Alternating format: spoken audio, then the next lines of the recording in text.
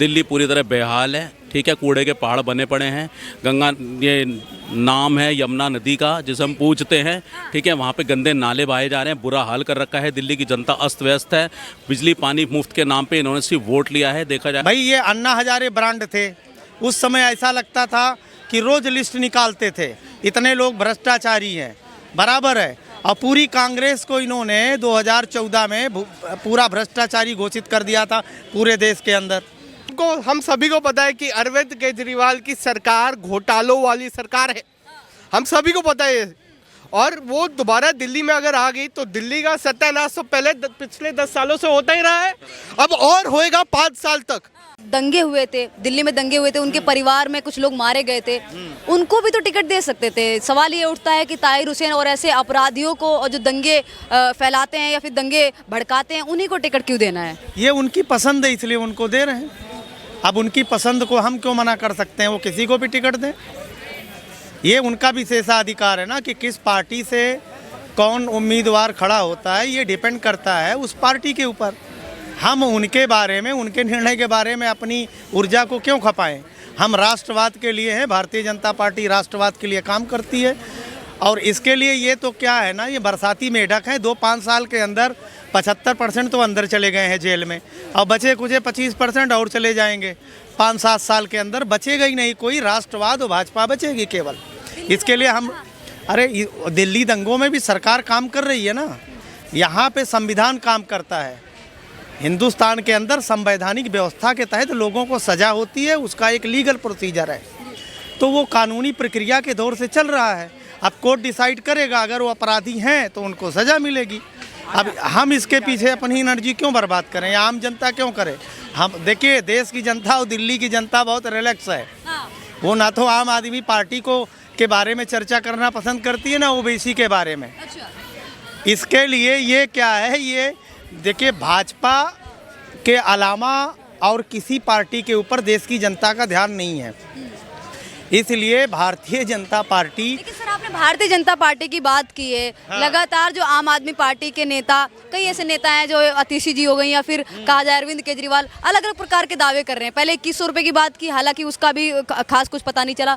साथ ही ऑटो वाले हैं, जो ऑटो चालक हैं, उनके लिए भी स्कीम की बात की है। लेकिन अभी जो चुप्पी साधे हुए है वो भाजपा सरकार साधे हुए, वो कोई अपनी क्यों नहीं मैनिफेस्टो जारी करती है, कोई घोषणा पत्र नहीं जारी? कांग्रेस ने खटाखट स्कीम किया, दिया क्या? नहीं दिया, बराबर है। जैसे क्या होता है कि चौराहे पर लोग सामान बेचते ना, एक के साथ एक फ्री, तो आप उस चीज़ की तुलना एक शोरूम वाले से कर सकती हैं क्या?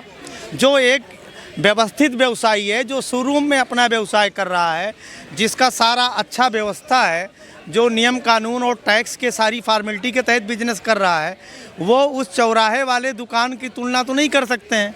तो ये लोग तो क्या है, चौराहे पर जो है, जो शाम के समय दुकानें लगती है ना, एक के साथ एक फ्री वाले हैं ये, तो इनकी नीतियों का कोई बहुत बड़ा इम्पोर्टेंट नहीं है और इनको बहुत ज़्यादा इम्पोर्टेंस नहीं देना चाहिए।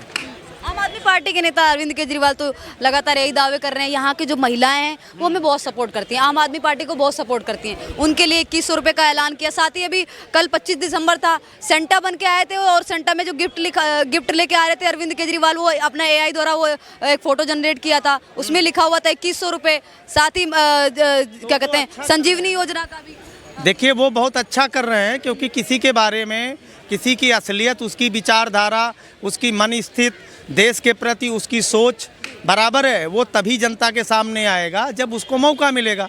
इनको मौका मिल गया, देश की जनता समझ गई। भाई, ये अन्ना हजारे ब्रांड थे, उस समय ऐसा लगता था कि रोज़ लिस्ट निकालते थे, इतने लोग भ्रष्टाचारी हैं, बराबर है। और पूरी कांग्रेस को इन्होंने 2014 में पूरा भ्रष्टाचारी घोषित कर दिया था पूरे देश के अंदर, बराबर है। लेकिन अब धीरे धीरे जनता समझ गई है, तो किसी को आप चाइना प्रोडक्ट दे करके ज़्यादा समय तक उसको अपने पक्ष में नहीं रख सकते हैं। अब देखिए, देश की जनता बहुत ज़्यादा समझदार हो गई है। चुनावी नारों से, उसके प्रलोभन से वो अपना माइंडसेट नहीं बदलते हैं।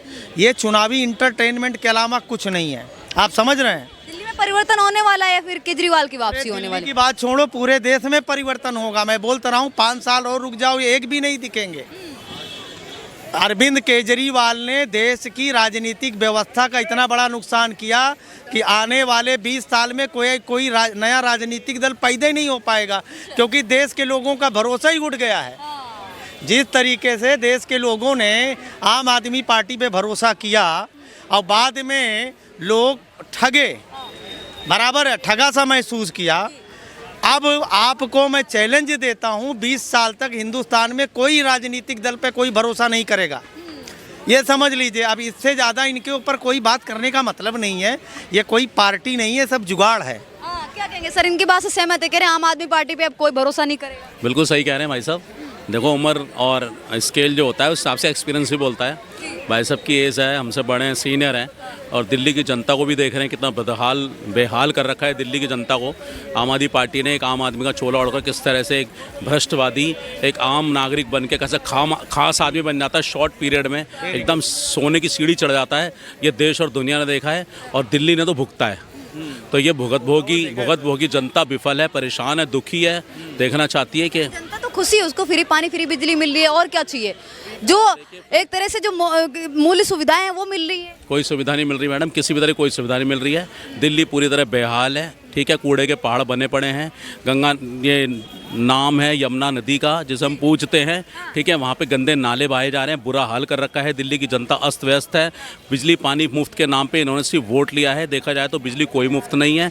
200 यूनिट नॉर्मल है, 200 यूनिट के ऊपर जो लगता है उसका सरचार्ज देखोगे आप, कितना मोटा पैसा ये लोग खा रहे हैं। बिजली कंपनी, बिजली के जो विभाग है, इनको हज़ारों करोड़ रुपए का वहाँ पे इन्होंने वो ले रखा है, कर्जा ले रखा है। उसकी भी ईडी और सीबीआई फाइल खोलने वाली है।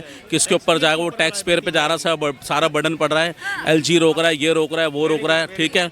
ऊपर से पानी के ऊपर कहते हैं पानी कोई फ्री नहीं है। इन्होंने जितने टैंकर माफिया दिल्ली में छोड़ रखे हैं, शायद ही पूरे देश में होंगे। यहाँ पे टैंकर माफियाओं का जमावड़ा है। केजरीवाल राजेंद्र नगर में घर में घुस जाते हैं, वहाँ टोटी में जाके पानी पीते हैं। वो सिर्फ वो जो मर्जी दिखावा कर लें, वो ढोंगे, पूरा ढोंगे। दिल्ली की जनता पूरी अस्त व्यस्त है, पूरी तरह त्राहिमाम पे जी रही है। और अब आप देख लेना अगला जो एक मिनट सर, आप बोलना सर।